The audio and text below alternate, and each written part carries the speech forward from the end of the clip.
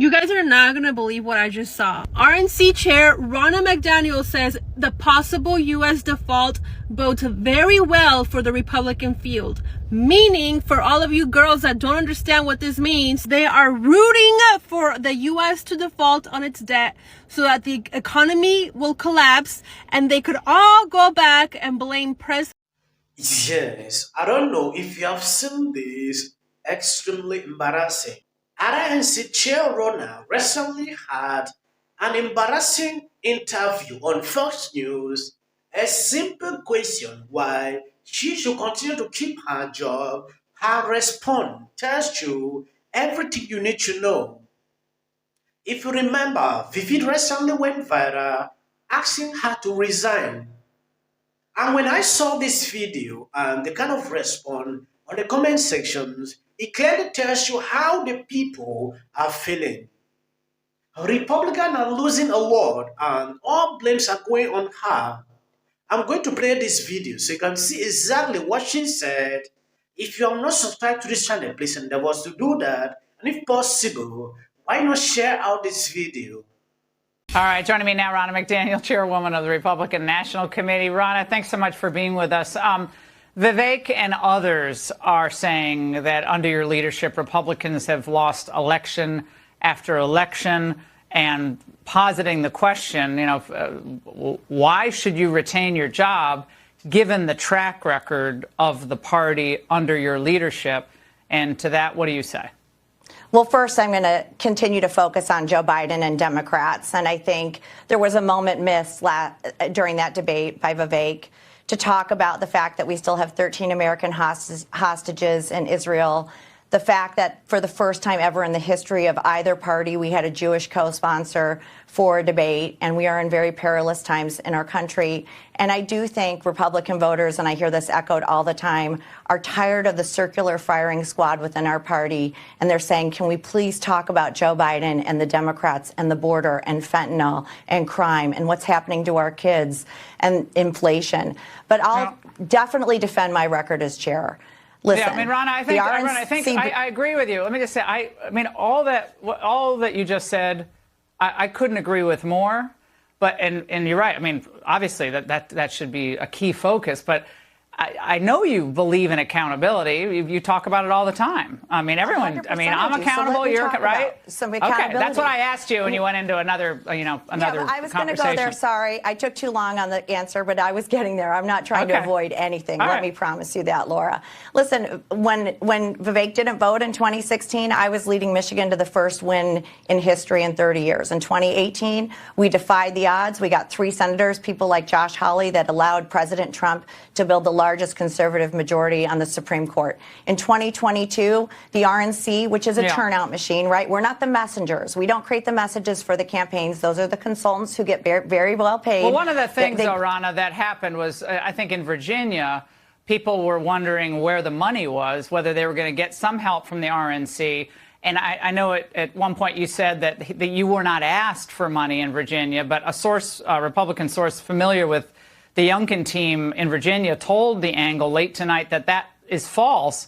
And meaning your story keeps changing. Anyone who thinks Virginia Republicans wouldn't want help when we knew we'd be outspent isn't being serious. Ronna, they were outspent by $8 million. Glenn Youngkin did a phenomenal job, and he raised a lot of money. A lot of people don't understand fundraising. I can't raise state dollars. I don't get unlimited convention and state dollars. And these were state House and state Senate races. The RNC is a federal committee. So, I mean, come on.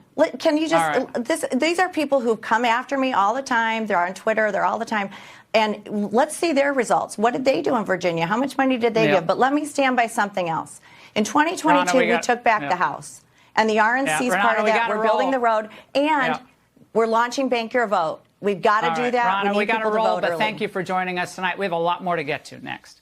Reacting to this, the Republican Party at a national level does not care about winning because they don't have to win to be opposed to Democrat. This is what happened when establishment leadership lacks a vision and legislative agenda outside of fundraising of Democrat bad. Benny sent this out. Rona is asked about Vivid and other calling for her resignations. Okay, I believe you saw this. How respond is not actually giving out what people want to know. But a lot of people see beyond that. They blame her while Republicans are not performing the way they should. A lot is happening. Things are happening for a very long time. I have seen this over and over. It is high time this woman should realize that things are failing. If people are calling you out, you need to sit and ask yourself, but what is going on?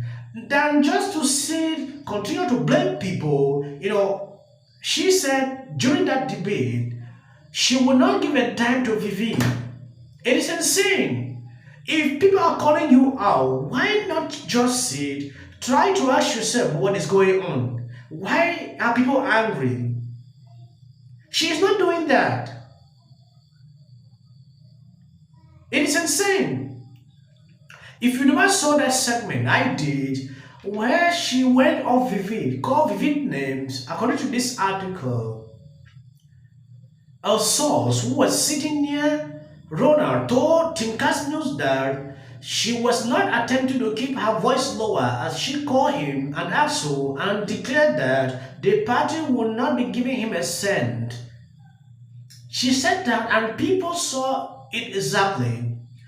He is an asshole, total asshole. Rona said he is desperate because he is doing bad in the polls. He won't be getting a cent from us. She also loudly booed him during his exchange with Nikki Haley. According to the person sitting nearby, she was in complete murder mode over Vivid. The source said this was in the middle of the audience, within an earshot of at least 50 people. Rona appeared to have heated exchange, but both before and after the debate. During the debate, Vivid called Rona for the record of losses since she took over as a chairwoman of the RNC in 2017. Okay, now you can see it clearly. Since she took over since 2017, Republicans are losing. And a lot of people think that she is contributing to this.